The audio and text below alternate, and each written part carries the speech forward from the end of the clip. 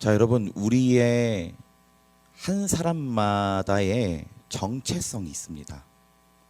우리 정체성이 다 같지가 않죠. 성격도 다르고 특징도 다르고 때로는 인간성도 다른 모습을 많이 보여요. 자, 그러면 우리가 그 사람의 정체성이 어떻다라고 우리가 생각하고 그 사람의 정체성에 대해서 정의를 내릴 때 어떤 기준으로 우리가 좀 많이 정의 내리고 살아가고 있습니까? 내가 저 사람은 요런 사람인 것 같아, 저런 사람인 것 같아 라고 생각을 할 때 그 사람의 정체성이 어떤 것에 의해서 많이 결정이 될까요? 전 이렇게 생각합니다. 그 사람의 말이 굉장히 중요하다고 생각을 해요. 말. 자, 여러분, 저는 요즘 이 생각을 해요. 우리가 이 마음 안에 하나님의 성령을 품고 사는 성전이기도 하지만 때로 마귀가 우리의 마음 가운데 시험을 할 때도 있습니다. 예수님이 성령의 충만함을 받아서 광야로 들어갔을 때 마귀의 음성을 듣게 되죠. 유혹하는 음성을 듣게 됩니다. 어떤 청년분은 그 부분을 보면서 이렇게 묵상에 대해서 얘기했어요. 아, 예수님도 유혹을 받으셨구나. 예수님도 그런 음성의 유혹을 받으셨구나. 유혹받는 건 이상한 게 아니구나. 그러나 우리가 그 말에 넘어가면 될까요? 안 될까요? 안 되죠. 우리 마음을 우리가 스스로 지킬 수가 있어야 돼요. 자, 그런데 그런 우리 제가 살아갈 때도 여러 가지 막 생각이 들 때가 있습니다. 그럼 저 분별을 합니다. 아, 이거는 성령의 생각이 아니다 라고 하는 것은 제 입으로 내뱉질 않아요. 마음에 떠오를 수 있어서 마음으로 스쳐 지나갈 수 있어도 그것을 다 내뱉는 게 아닙니다. 여러분, 언어는 굉장히 중요한 거예요. 내 귀에 들린 대로 내가 행하리라 그러셨어요. 하나님께서. 우리가 유혹을 받을 수 있어요. 예수님도 그 마음 가운데 좀 광야에서 마귀가 모습으로 와가지고 육성으로 얘기했다고 생각하지 않아요. 성령에 이끌리셔서 예수님이 광야로 들어갔을 때 거기서 시험하는 자의 소리가 들리는 거예요. 돌들이 변하여 떡이 되게 해라. 뛰어내려라. 천사들이 너를 받들어 그 발이 돌에 부딪히지 않게 하리로다. 내게 절하라. 이 세상 모든 영광과 영화를 다 내게 주리라. 한 이 음성이 마귀가 그 마음, 예수님의 마음에도 그런 속삭임의 소리를 던졌다는 걸 알 수 있습니다.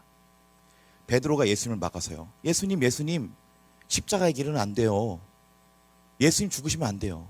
저희 예수님 믿고 다 따라갔는데 예수님 여기서 십자가 못 박히면 안 돼요. 가시면 안 되죠. 여기서 왕노로 타셔야죠. 예수님 뭐라 하셨어요? 사단아, 뒤로 물러가라. 너는 나를 넘어지게 하는 자로다. 베드로가 사탄이 아니죠. 베드로가 사단의 역할을 한 거예요. 순간적으로. 자, 우리가 그래서 잘 분별해야 돼요. 우리 마음속에 오는 이 생각들이 있지만 그거 다 내 생각 아니고, 그리고 마귀도 불화살 쏠 때가 있습니다. 자, 그리고 그 사람의 정체성을 결정하는 건 언어가 굉장히 중요해요. 언어. 내 생각이 이렇게 다 든다고 해서 그거 다 말하는 거 아니잖아요. 그렇죠? 생명의 언어를 쓰면 그 생명이 흘러서 나한테 다시 들어와요. 내가 누군가를 험담하거나 비판하면 그 비판이 나한테 돌아올 거예요? 안 돌아올 거예요? 성경은 돌아온다라고 얘기해요.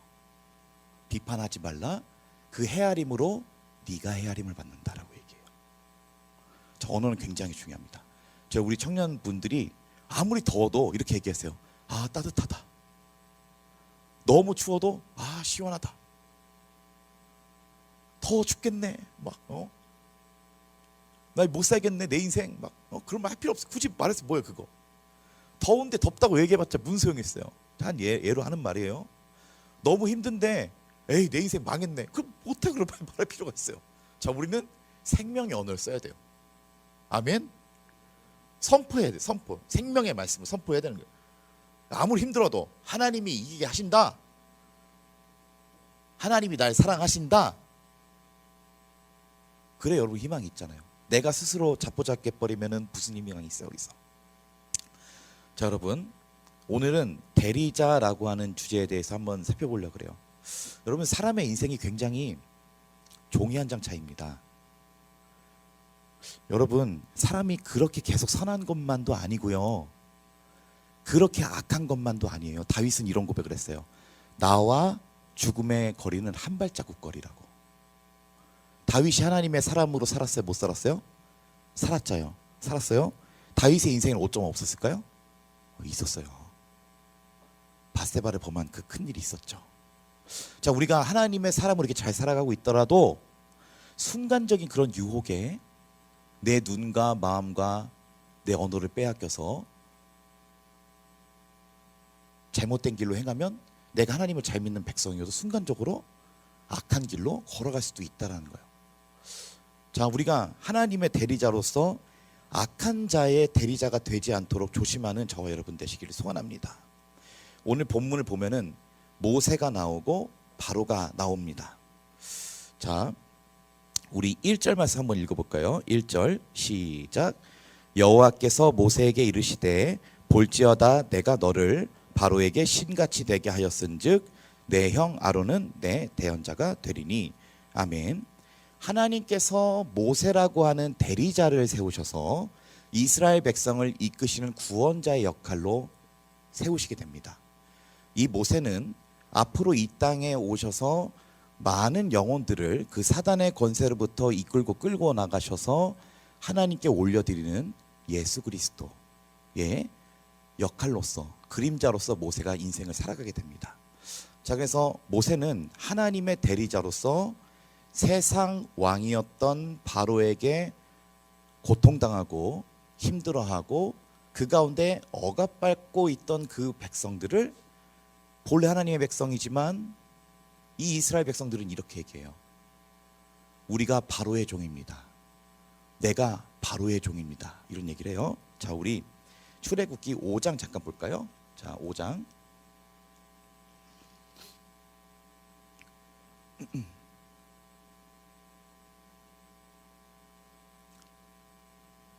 자, 5장에 자 16절 한번 읽어볼까요? 16절, 5장 16절 시작. 당신의 종들에게 짚을 주지 아니하고 그들이 우리에게 벽돌을 만들라 하나이다. 당신의 종들이 매를 맞사오니 이는 당신의 백성의 죄니이다. 아멘.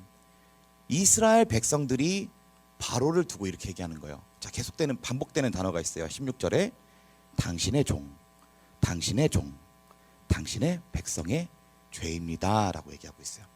하나님의 백성인 이스라엘 사람들의 정체성이 자신의 정체성을 잃어버리고 나는 세상 왕의 종입니다, 나는 세상 왕의 종입니다라고 이렇게 고백하면서 살아가고 있었다라는 거예요.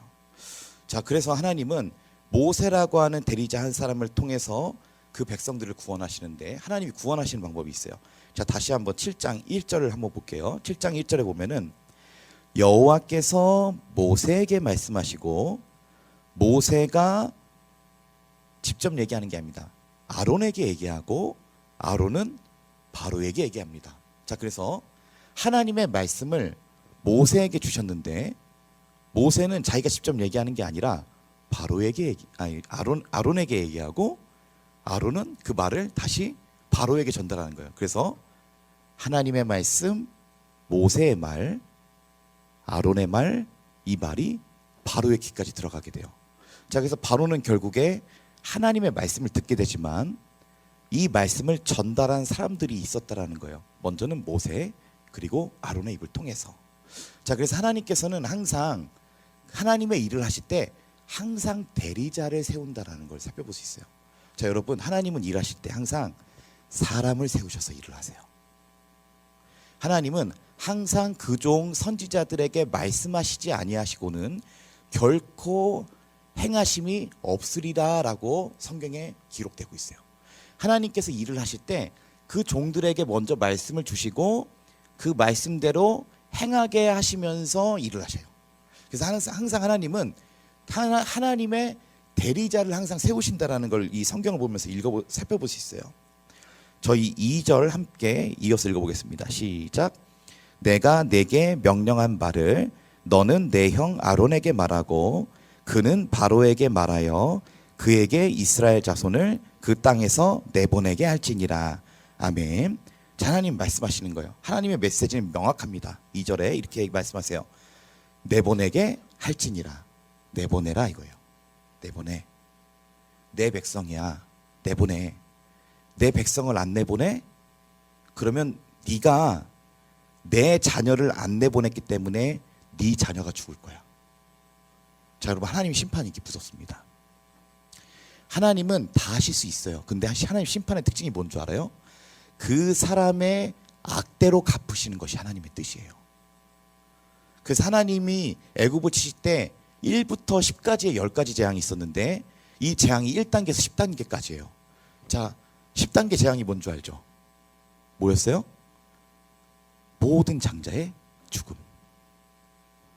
궁에 있는 자의 아들이나 저 노비 신분에 있는 자의 아들이나 그리고 심지어 여러분 그 애굽에 있는 개 아들도 죽습니다. 그날에 모든 생명체의 첫 아들이 다 죽어요. 그날의 부르짖음이 그랬다 그래요. 궁에서부터 모든 애굽 전역에 한날에 하나님이 신이 지나갈 때에 문설주의 피 임방에 문설주 임방에 피 바르지 않는 그 집에는 하나님 내려가실 때 다 장제 죽음. 근데 하나님이 미리 예언하셨어요. 내 자녀를 내보내. 내 백성 내보내. 안 내보내? 그러면 네 자녀를 내가 뺏을 때에야 내 백성을 내보내리라. 하나님 결과도 알고 계셨어요. 자, 여러분, 하나님이 이런 악의 대리자에게 이런 심판을 내리신다는 걸 살펴볼 수 있죠. 자, 우리 3절 한번 읽어볼게요. 3절 시작. 내가 바로의 마음을 완악하게 하고 내 표징과 내 이적을 애굽 땅에서 많이 행할 것이나. 아멘. 자, 이 3절 말씀에 보면 하나님이 이렇게 말씀하세요. 내가 바로의 마음을 완악하게 한다. 자, 여러분, 이 말씀을 보면은 전 처음에 이렇게 이해를 했어요. 하나님이 바로의 마음을 완악하게 했기 때문에 바로가 그런 똥꼬집이었구나. 자, 그러면 바로는 선량한 사람인데 하나님이 그 마음을 완악하게 해가지고 완악해진 거구나. 전 좀 이렇게 생각했어요. 자, 그럼 하나님 선한 분이신가요? 그럼 선한 분이 아니잖아요. 미안해요. 제가 하나님이고 만약에 태민이가 한 사람이에요. 근데 제가 하나님이 태민이의 마음을 완악하게 했다. 이거는 태민이 책임이에요? 하나님 책임이에요? 하나님 책임이잖아요. 그래서 이게 이해가 안 갔어요. 하나님이 선하신 분이시다라고 하는데 왜 바로의 마음을 완악하게 바꿨다라고 얘기하는 거지? 그러면 바로의 마음이 아니고 그건 하나님이 그렇게 한 게 아닌가라고 생각을 했는데, 여러분, 저는 이게 아니라 이렇게 생각해요. 하나님이 그 사람의 마음을 내버려 두셨다라는 표현이 적당합니다. 하나님이 바로의 그 마음 안에 있는 그 상태대로 그냥 내버려 두셨다라는 표현이 적당하다고 생각을 합니다. 자, 저희 말씀 표시해 두고 잠깐 로마서 1장 한번 펴볼까요? 자, 로마서, 자, 이 색인으로 출애굽기 7장에 걸어두고 로마서 1장 21절 한번 읽어보겠습니다. 자, 로마서 1장 21절.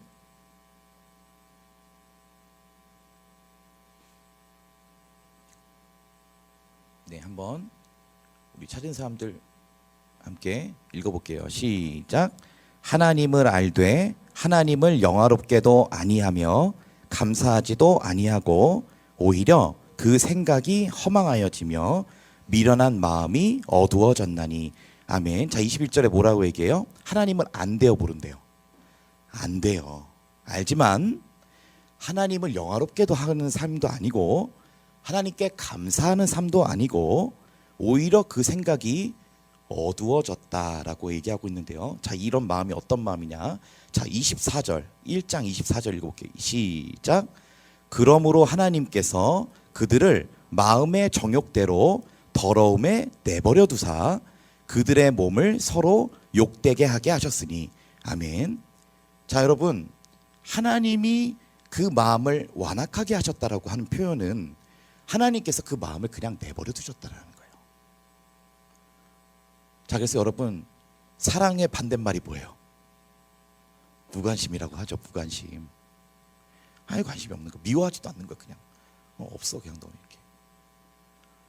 자, 여러분, 하나님의 은혜가 우리 마음을 항상 다스려 줘야 되는 거예요. 하나님의 은혜가 항상 우리 마음을 찾아와 주셔야 되는 거예요. 우리 마음이 완악했더라도, 또 사랑하지 못했더라도 그 주님의 십자가 사랑이 마음에 들어오는 한 용서도 되잖아요. 하나님이 우리에게 은혜로 주시는 이 마음의 기름 부으심이 있어요. 기도하지 못하는 사람에게도 기도하게 하시고, 그 손양원 같은 목사님 같은 분들도 어떻게 자기 아들을 죽인 그 공비를 자기 아들로 받을 수 있냐고요. 그 자기 마음 아니잖아요. 하나님이 그 마음에 은혜를 베풀어 주신 거잖아요. 자, 그래서 저는 그 사람의 마음이, 여러분, 사람의 마음은 본래 여러분 악합니다. 창세기 6장에 보면 그래요. 하나님이 세상에 사람 지으셨음을 한탄하셨다 그래요. 이는 사람이 마음으로 계획하는 바가 어려서부터 악함이다 라고 얘기하고 있어요. 내가 창조한 사람을 지면에서 쓸어버리되 물로 쓸어버린다 얘기하셨어요. 여러분, 사람의 마음은 하나님께서 내버려 두시면 바벨탑을 쌓는 인생이 되고요, 그리고 세상을 쫓는 인생이 되게 됩니다. 그래서 여러분, 하나님, 전 오늘 예배드리면서 갑자기 그 생각이 들더라고요. 우리 청년분들과 함께 여기서 공동체 일원으로서 예배드릴 수 있는 게 너무 전 좋다, 이 생각이 들었어요. 좋다. 우연은 없거든요, 여러분. 우연은 없어요. 다 하나님의 은혜예요. 우연이란 거, 우연은 세상이 만든 단어입니다. 하나님의 일하심에는 다 이유가 있는 거예요. 자, 그래서 하나님이 내 마음을 만져주시는 게 은혜잖아요. 하나님 바로의 완악한 마음은, 하나님을 알지만 하나님은 그 거절한 마음에 그대로 내버려 두신 겁니다. 자, 우리 본문으로 한번 돌아오기 전에, 자, 우리 로마서 9장으로 한번 가볼게요. 로마서 9장. 자, 로마서 9장 17절 18절 한번 볼게요. 로마서 9장 17절 18절.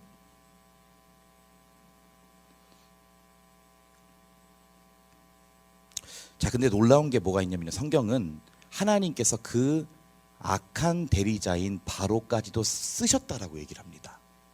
자, 사용하셨다 그래요. 한번 자, 읽어볼게요. 자, 로마서 9장 17절 시작. 성경이 바로에게 이르시되 내가 이 일을 위하여 너를 세웠으니 곧 너로 말미암아 내 능력을 보이고 내 이름이 온 땅에 전파되게 하려 함이라 하셨으니 아멘. 자, 17절만 먼저 읽어볼게요. 자, 하나님이 온 세상의 주인이에요. 자, 이렇게 보니까 이 모든 권세도 하나님으로부터 났다고 로마서에 말씀을 하고 있거든요. 자, 보니까 바로 후보자들이 있어요. 착한 바로도 있고, 싸움을 잘하는 바로 후보자도 있고, 얘 보니까 완악한 바로 후보자들. 하나님이 그 완악한 바로를 세우셨다 그래요. 왜요?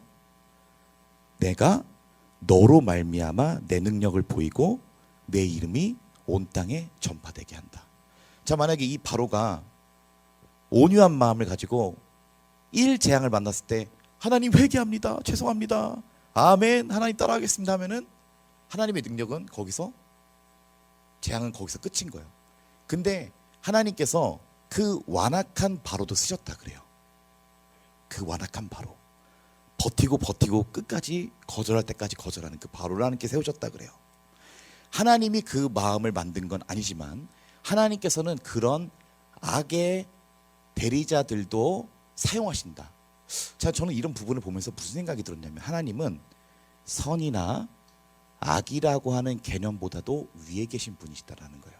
자, 그래서 때로는 하나님께서 그 악한 자들까지도, 여러분, 이 세상에는 악이 존재해요, 안 존재해요? 존재하죠. 교회 안에 악이 존재해요, 안 존재해요? 저 존재하면 안 되는데 존재하죠. 세상에 나가서 일해보면 어때요? 사람들이 쉬운가요? 아니죠.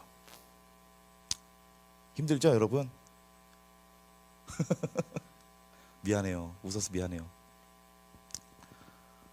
참, 저 사람은 저렇게 왜 저럴까?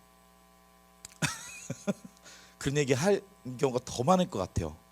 여러분의 직장에서 만나는 그 사람들, 눈치 싸움하고 센 척 해야 되고, 조금 잘해주면은 그냥 그거 이용해가지고 이렇게 막 구모 삼으려고 하고, 그런 사람들과 함께 같이 살아가려고 하니까 마음 지키기가 어려운 거 아니에요. 여러분, 여러분 예수님이 오시기 전까지는 이 땅의 악은 해결되는 게 아니에요. 존재해요. 자, 그럼 하나님이 그 악의 영향을 받으시냐? 그 악 때문에 하나님이 하실 일을 그르치시냐? 그것도 아니에요. 하나님은 선이나 악이라고 하는 그 기준보다도 위에 계신 분이세요. 설령 그 사람들의 행위가 악하고 그래도 하나님 그 악한 대리자들까지도 쓰세요. 하나님의 능력을 보이시는데 쓰신다는 거예요. 자, 우리 로마서 9장 이어서 18절 읽어볼게요. 시작. 그런즉 하나님께서 하고자 하시는 자를 긍휼히 여기시고 하고자 하시는 자를 완악하게 하시느니라. 아멘. 자, 18절에 보면 이렇게 얘기해요.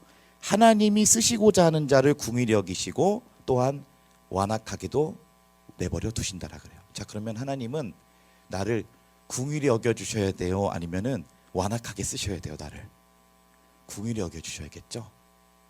하나님, 저를 하나님의 대리자로 써주세요. 하나님, 저 바로와 같이 악의 대리자로 내가 인생 가운데 쓰임 받지 않게 해주세요. 자, 그런데 여러분, 우리가 진짜 이런 기도 해야 됩니다. 여러분, 이 종이 한 장 차이에요. 여러분, 다윗도 넘어졌다니까요. 자, 여러분, 다윗 얘기 잠깐 할게요. 다윗이 정말 하나님의 사람이었어요. 그런데 잘 가다가 왕궁에서 왕이 됐을 때 왕궁에 올라서 목욕하는 한 여인을 보게 됩니다. 그리고 그 여인이 아름다워 보였어요. 어떻게 하죠? 저 여인을 궁으로 불러들여 와라. 유부녀인데요? 괜찮아, 데리고 와. 그 동침하고 임신을 했습니다. 아이고, 임신을 했네. 내가 왕인데 이거 창피하게 생겼네. 야, 그 남편 누구야? 우리야인데요? 우리야 어떤 사람이야? 완전 충성되고요, 싸움도 지금 열심히 해가지고 집에 안 들어가는 사람이에요. 그래? 휴가 줘. 술 먹여. 부인이랑 자게. 임신 숨겨. 우리야 집에 안 가는데요? 내 전쟁에서 친구들 싸우고 있는데 내가 어떻게 여기서 지금 술 먹고 내 집에 가서 편히 잘 수 있겠냐고. 안 들어가는데요? 그래? 방법이 없네. 우리야 착해요, 안 착해요? 여러분, 착하죠. 다윗이 어떻게 해요?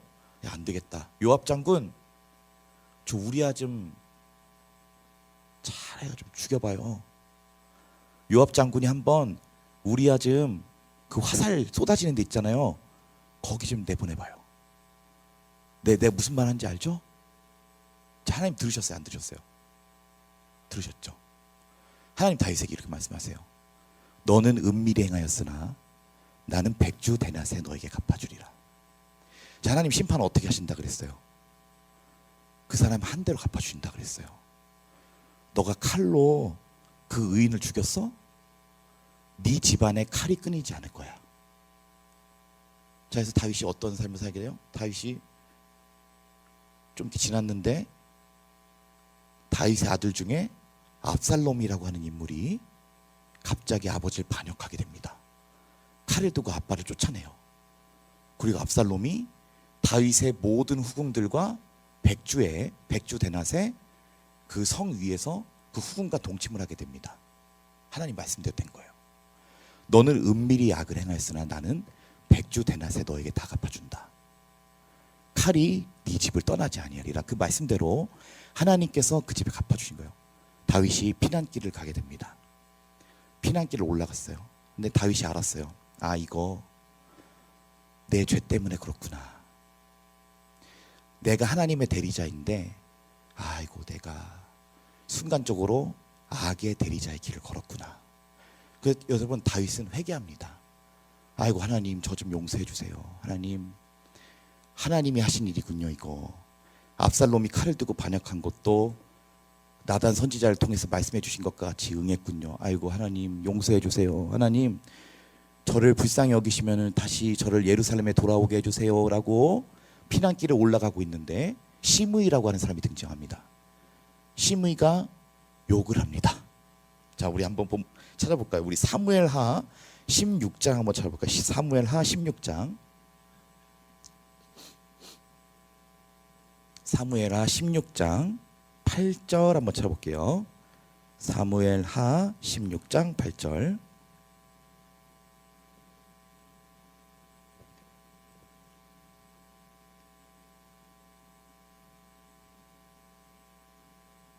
자 다윗이 이렇게 가는데 시므이가 욕을 합니다. 자 한번 읽어볼게요. 8절에서 11절까지 시작. 사울의 족속의 모든 피를 여호와께서 내게로 돌리셨도다.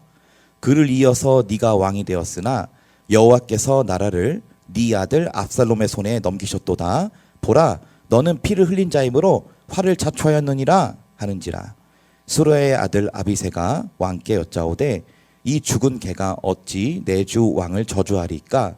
청하건대 내가 건너가서 그의 머리를 베게 하소서 하니 왕이 이르되 수르야의 아들들아 내가 너희와 무슨 상관이 있느냐.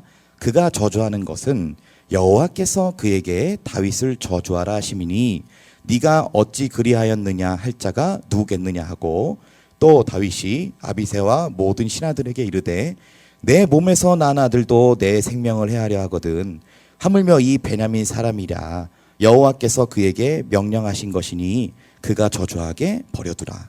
아멘. 자 여러분 다윗은 알고 있었어요. 아 이거 내 죄 때문에 지금 내가 이렇게 지금 하나님께 심판을 받는 과정이구나. 여러분 악의 대리자의 길로 걸어가면 하나님이 심판을 주세요 안 주세요? 주세요. 여러분 바로의 마지막이 어땠을 것 같아요? 바로 왕의 마지막이.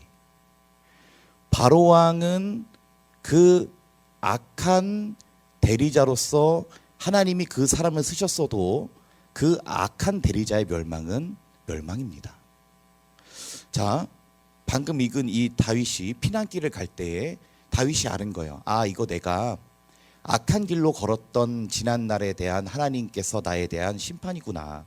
그거 알고 시므이가 욕을 하는 거예요. 잘됐다. 네가 그 사울의 왕권을 뺐더니 너도 뺏긴 해. 네가 그렇게 피를 많이 흘리더니 뺏겼네. 다윗 뜨끔했을 거예요. 아 그래 내가 예전에 우리아를 죽였던 그 일이 아이고 그 일이 내 집에 똑같이 일어나는구나. 다윗은 알았어요. 그래서 다윗의 장군이었던 아비새가 다윗님 목 벨까요? 가서 저 말 나오는 저 머리를 자를까요? 이렇게 얘기를 해요. 아니 냅둬. 하나님이 말하게 하신 거야. 하나님이 저주하게 하신 거니까 냅둬. 여러분 다윗은 회개하고 있었습니다. 그 마음 가운데. 우리 보통 어떻나요? 누가 나에게 악한 말을 해요. 제가 이 상황에 다윗이면은 여러분 참을 수 있겠어요? 내가 피난길에 가고 있는데 저 아무것도 없는 사람이 저를 욕하고 저주하고 있단 말이에요. 보통의 사람 생각 같아선 가라 아비새 목 잘라라 이렇겠죠. 가뜩이나 기분도 안 좋아 죽겠는데 저주해? 잘라라 이렇겠죠. 근데 다윗은 항상 신전사상이 있었단 말이에요. 하나님 죄송합니다. 하나님이 말하게 하신 거군요. 하나님이 저주하게 하셨으니까 내비둬라. 내 아들도 지금 칼 들고 나를 죽이려고 하는데 저 베냐민 사람이랴. 냅둬라. 자 여러분 말을 조심해야 됩니다. 말을. 저는 청년들한테 주로 하는 말이 있어요. 뭐냐면 갈고리 깨지 마라. 갈고리 깨지 마라. 자 여러분 주차하다가 시비 걸려요. 나는 잘못한 게 없어요. 근데 갑자기 어떤 할아버지가 와서 주차를 왜 이런 식으로 해요? 저 앞에 대세요. 저 생각해요. 저 사람이 하는 말이 아니고 저 사람 뒤에서 악한 영이 말하는 거구나. 저 사람이 나와 그 예수 그리스도와의 평정심을 깨트리려고 지금 찾아왔구나. 저 그거 항상 생각해요. 여러분 악한 영의 공격이 있어요. 말로 또 공격이 그렇게 들어온단 말이에요. 예전에 청년들과 함께 등산을 갔어요. 근데 등산 줄 서 있는데 뒤에서 어떤 아줌마가 갈고리를 던졌어요. 아니 거기 우리 자리인데 왜 거기 서 있는 거예요? 두 명이 끌려가고 있어요. 청년 중에. 돌아오세요. 청년분 돌아오세요. 갈고리에서 돌아오세요. 네. 꿰지 마세요. 그런 일 많이 있잖아요. 꿰지 말아야 된다. 꿰지 말아요. 그 말에 평정심을 지킬 줄도 알아야 돼요. 우리가. 다윗이 급발작했을 수도 있죠. 죽여라 이랬을 수도 있는데 냅둬라. 하나님이 저주하게 하신 것이 내가 뭘 하겠느냐. 내 아들도 지금 내 생명을 뺏는 판인데 그냥 나는 하나님 앞에 회개하는 마음으로 하나님이 하신 일입니다 이러고 그냥 갔다는 거예요. 하나님이 하신 일입니다 이러고. 자, 그런데 하나님은 그 다윗을 징계하시기 위해서 뭐예요? 압살롬을 쓰셨고 시므이를 통해서 저주하게 하셨어요. 그럼 이 압살롬과 시므이는 하나님의 대리자입니까? 악의 대리자입니까? 악한 일을 하면서 하나님께 쓰임을 받았던 악의 대리자입니다. 자, 그러면 압살롬의 결말이 어땠는 줄 알아요? 자기 아버지를 배반했던 그 압살롬은 자기 머리가 나무에 걸려서 죽게 됩니다. 다윗을 저주하는 데 쓰임을 받았던 시므이는 자기가 한 말 때문에 죽게 됩니다. 여러분, 하나님은요 악의 대리자를 쓰시지만서도 심판하세요. 자, 그래서 우리는 악의 대리자가 아니라 하나님의 대리자가 되는 저와 여러분 되시길 소원합니다. 하나님의 대리자를 우리가 살아가야 돼요. 자, 그러면 하나님의 대리자는 어떤 사람이냐? 자, 우리 본문 7장 6절 한번 다시 찾아볼게요. 출애굽기 7장 6절 본문으로 돌아올게요. 자, 하나님의 대리자가 어떤 행동을 하면 사는지 한번 살펴보고 말씀 마치겠습니다. 자, 7장 6절 출애굽기 7장 6절 함께 읽게요. 시작. 모세와 아론이 여호와께서 자기들에게 명령하신 대로 행하였더라. 아멘. 다시 한번 시작. 모세와 아론이 여호와께서 자기들에게 명령하신 대로 행하셨더라. 아멘. 한번 따라해 볼까요? 말씀하신 대로 행하였더라. 아멘. 하나님의 대리자에겐 이런 특징이 있습니다. 한번 다시 한번 따라해 볼까요? 말씀하신 대로 행하겠습니다. 자, 그래서 모세가 한 일은 이거예요. 그냥 하나님이 말씀해 주신 대로 했을 뿐입니다. 자, 우리 이어서 읽어볼게요. 출애굽기 7장 19절. 출애굽기 7장 19절. 자, 하나님의 재앙이 내리는 장면 한번 읽어볼게요. 시작. 여호와께서 또 모세에게 이르시되 아론에게 명령하기를 네 지팡이를 잡고 내 팔을 애굽의 물들과 강들과 운하와 못과 모든 호수 위에 내밀라 하라. 그것들이 피가 되리니 애굽 온 땅과 나무 그릇과 돌 그릇 안에 모두 피가 있으리라. 아멘. 이 19절 말씀 보면 이렇게 얘기해요. 여호와께서 모세에게 이르시되 아론에게 명령하기 지팡이 잡기 얘기하고 있어요. 자, 모세는 아론에게 어떤 명령을 전달한 거예요? 바로 하나님의 말씀을 전달한 거죠. 자, 그 말을 들었던 아론은 어떤 행동을 했어요? 지팡이를 들어서 뻗쳤습니다. 자, 그래서 이렇게 좀 말씀을 정리하고 싶어요. 하나님의 대리자, 하나님의 사람은 말씀을 듣고 말씀을 선포하고 말씀을 실천하는 데까지 나아가야 된다는 거예요. 하나님의 우리가 말씀을 선포하고 지팡이를 들어야 돼요. 지팡이를 든다는 건 뭐예요? 하나님 말씀대로 한다 이거예요. 여러분, 그 지팡이가 요술 지팡이여가지고 능력이 나타났을까요? 여러분, 지팡이에 능력이 있어서 그런 걸까요? 아니잖아요. 그 지팡이를 들었던 그 사람의 행위가 있었기 때문에 하나님께서 그 말씀하신 대로 역사하신 거 아니에요. 우리의 삶도 똑같습니다. 자, 우리가 하나님의 대리자라면 하나님의 말씀을 선포하고 그 하나님의 말씀대로 지팡이를 들어야 돼요. 실천하는 자가 바로 하나님의 대리자다라는 거예요. 자, 여러분, 다시 한번 얘기하지만 지팡이의 능력이 있었던 게 아닙니다. 하나님께 능력이 있었고 하나님 말씀하신 대로 지팡이를 들었기 때문에 역사가 일어난 거예요. 자, 그래서 우리가 말씀을 묵상을 해야 될까요, 안 해야 될까요? 해야겠죠? 저 말씀 묵상을 하고 말씀 묵상한 대로 실천해야 돼요. 제가 오늘 큐티책 왜 갖고 왔냐면 자랑하려고 갖고 왔어요. 자랑. 제가 이번 말씀 포켓 이런 말씀 뽑았어요. 제가 읽어줄게요. 이르시기를 너희는 가만히 있어 내가 하나님 됨을 알지어다. 내가 문나라 중에서 높임을 받으리라. 내가 세계 중에서 높임을 받으리라 하시도다. 시편 46편 10절의 말씀이에요. 자, 그런데 이 말씀에 어떤 말씀이 있었냐면은 너희는 가만히 있어 내가 하나님 됨을 알지어다라는 말씀 주셨어요. 하나님께서. 자, 그런데 큐티를 하려고 보니까 책 앞에 이렇게 써 있는 거예요. 너희는 가만히 있을지니라. 너무 감사했어요. 미안해요. 여러분 얘기가 아니라 제 얘기라서. 근데 저는 이 하나님이 제게 너 가만히 있어. 내가 할 거야. 라는 말씀을 주시고 큐티 하려고 책을 봤는데 스타벅스에 앉아서 큐티 하려고 딱 봤는데 너희는 가만히 있을지니라. 똑같은 말씀을 주시는 거예요. 말씀이 따라오는 거예요. 계속. 아, 하나님이 이거 역사하시겠구나. 제가 이 청년부에 이런 좀 지금 생각을 갖고 있습니다. 나 가만히 있어야겠다. 하나님 하시겠구나. 너희는 가만히 있을지니라.